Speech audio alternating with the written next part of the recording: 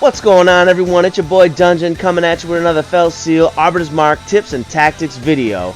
And in this one, I'm going to give you an in-depth look at the wizard class, so you can see for yourself how fun it is to blast a fireball in your enemies' faces. Let's get right into it.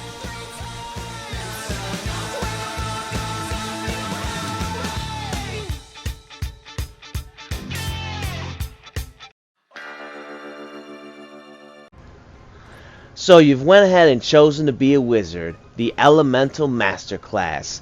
This is what you got. You have access to elemental AoE spells. You have access to be able to target multiple targets like you see here in the clip. You can target single targets still. You can target even your allies, and with a particular passive skill or ability, you can actually avoid even doing any damage to your allies. So let's move on and take an in-depth look at what skills, abilities, and spells you now have access to after picking up and choosing the wizard.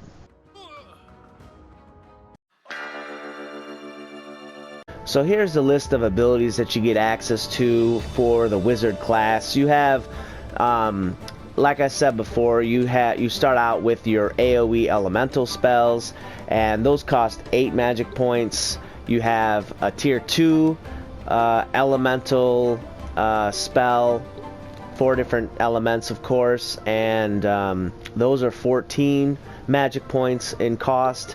And then your tier 3 are the locust spells, which are single target, but you know, they do more damage, and they have basically the same effective range. It says it's like one more in range, but when you consider the area effect of the other two, it's pretty much the same.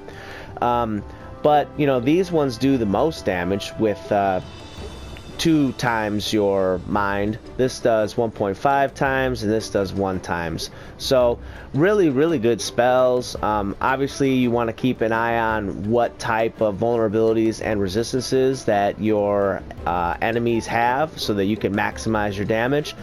But these spells, coupled with like smart casting, which is the first passive that you get access to, you can, you know, really do extra damage to your enemies without having to worry about harming your allies, because like shown in the clip, even if you have targeted your ally in a blast radius from the area effect, it still won't do any damage to your allies. So this one is pretty good to use. It's by no means is it like necessary, but it can actually help you, like I said, to do more damage, because you don't have to worry about, you don't have to have fear about hurting your own allies.